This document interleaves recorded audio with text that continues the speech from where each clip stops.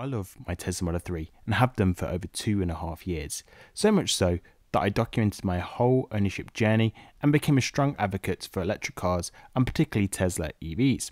However, there is one thing that worries me about the transition to electric cars, and I briefly mentioned it before, but today in 2023, if you Google my biggest concern about electrification, the latest story that I can see in this exact subject dates back to 2021, and it hasn't been addressed, and it certainly hasn't been talked about enough.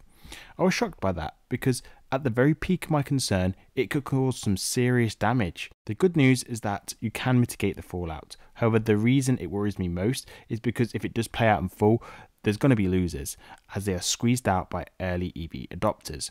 Now, my biggest hope would be for national governments to help mitigate that incoming fallout, and it's entirely possible. However, we simply can't rely on government support, can we? But it's important for me to raise these concerns to get the word out. Ultimately, you will be the arbiter of my concern, and I hope you'll be well informed of the potential repercussions of holding onto a petrol or diesel car and not transitioning to an electric car sooner than later. So if this video sounds like an interesting insight, buckle up, hit that like button, hit the subscribe button, finally just hit that notification bell for me. Right, let's get knee deep into that concern. So what is this video all about then, Adam? I hate to present a doom and gloom scenario.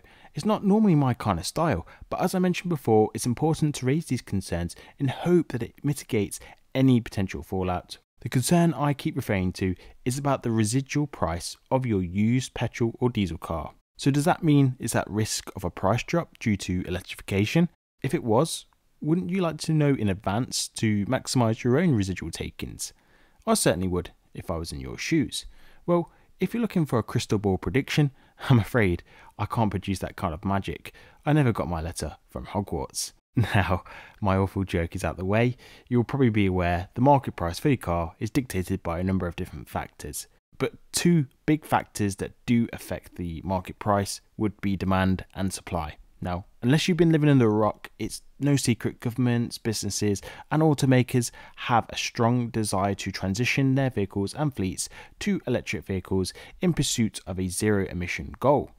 If governments and business fleets, they turn a blind eye to petrol and diesel vehicles in favour of zero emission alternatives, that primarily being full battery electric vehicles like the Tesla Model 3 or the Polestar 2, be wary of hybrids as they still emit emissions through their fossil fuel powered engine. This headline on the screen now from 2021 sums up my concern best.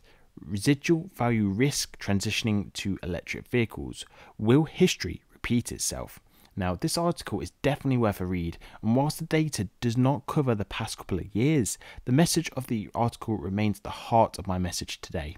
As more consumers learn about the advantages of going fully electric compared to ICE vehicles in terms of both the driving experience and total cost of ownership, sales will happen at the expense of petrol and diesel cars, as it is increasingly seen as the inferior choice amongst consumers.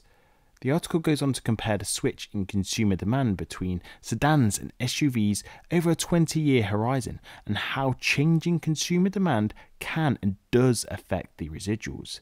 At the height of rising SUV sales, the gap between used car residuals reached 20% between that of an SUV and of a sedan.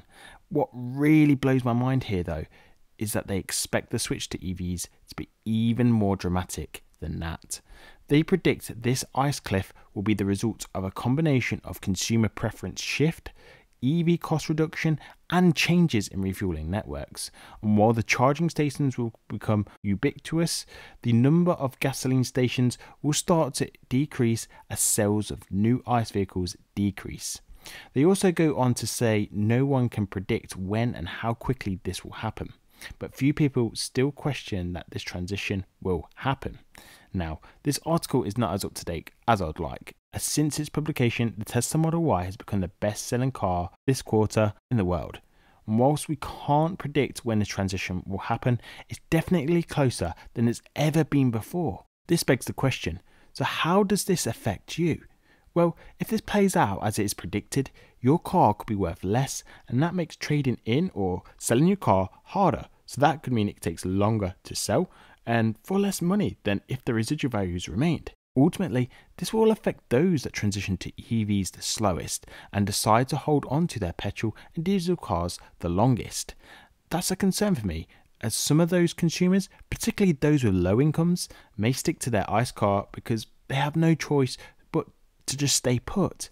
Ultimately, they will get squeezed as the market appetite changes. This is why I said earlier that governments could provide some support, such as a ICE scrappage scheme to help mitigate those squeezed the most. The UK government did run something similar when they tried to encourage diesel uptake over petrol about 15 years or so ago. This would undoubtedly mitigate some of the damage, but I suspect the debate would be then on whether it's fair for the taxpayer to pick up the tab as a result of a market transition. Let me know in the comments below what you think about that. For me, if this plays out as predicted, it's obvious that those that hold onto a combustion car by choice have the most to lose. Now, being completely impartial as I can and thinking about the counter argument here, there will always be outliers. Some petrol car owners may not feel the full effects of this outcome. For example, those with classic cars may mitigate the drops. Some may even actually increase. We just simply don't know. But being reasonable on what I'm seeing play out, I still see a small and dedicated market of petrol car owners around. This will persist for those dedicated to combustion cars. But that dedicated niche of owners and their cars will probably witness a change in ownership experience, as well as a different cost of ownership dynamic that they know today. I don't think it can fend off increasing costs to insure, repair, even refueling, as the infrastructure also transitions in favour to EVs.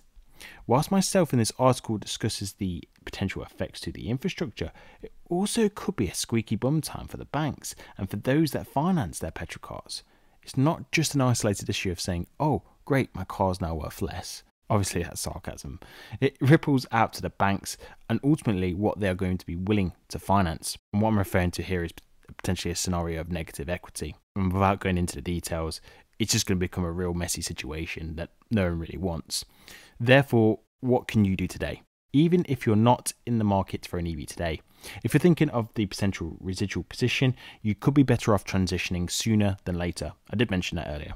There is no crystal ball as and when this event could occur, but if you can understand what your driving needs are and what you truly need for your personal transportation needs, even by today's standards, for the average driver, the new fully electric cars sold today meet the average daily driving needs for the average driver and more. Most people don't drive more than 30 odd miles a day and would have access to home charging facilities, making electric car ownership more than credible for most households. I'm not blind to niche scenarios, maybe heavy load related, but year by year EVs are evolving to satisfy even the niche requirements that owners are looking to achieve. I strongly recommend that you take a look at my Tesla Model 3 range comparison if you're not already aware of it, as this will give you a good idea of what's on offer today and how the range would stack up during a trip unique to you. This will really bring to life and simulate what your EV ownership could be like, which can be incredibly hard to do if you know little to nothing about EV ownership. So to conclude, I'm still very much an advocate for electric cars and Tesla ownership because as an owner, I enjoy the driving experience and the cost savings against my petrol motor. Did you know it costs me just over £200 to drive over 16,000 miles? I'll put an older video on the screen now for my Tesla versus petrol car comparison video to help you understand the reasons why you should transition today. Unbeknown to you, there are reasons beyond just the residual prices, and because the government wants to encourage uptake of them, you don't even have to own an electric car for environmental reasons. It is and can be solely focused on the product experience alone. I'm really interested in what you folks think about this. Is an ICE residual cliff inevitable? And if so, I'm interested in what your solution could be here. Or even if there is a solution. If you want to let me know you've got this far in the video, you can drop me the comment, the EV made the ICE cliff, and I'll give you a cheeky thumbs up for sticking to the end. Don't forget to subscribe, like, share the video with your friends and family. As always, thank you for tuning in, and I'll see you in the next one.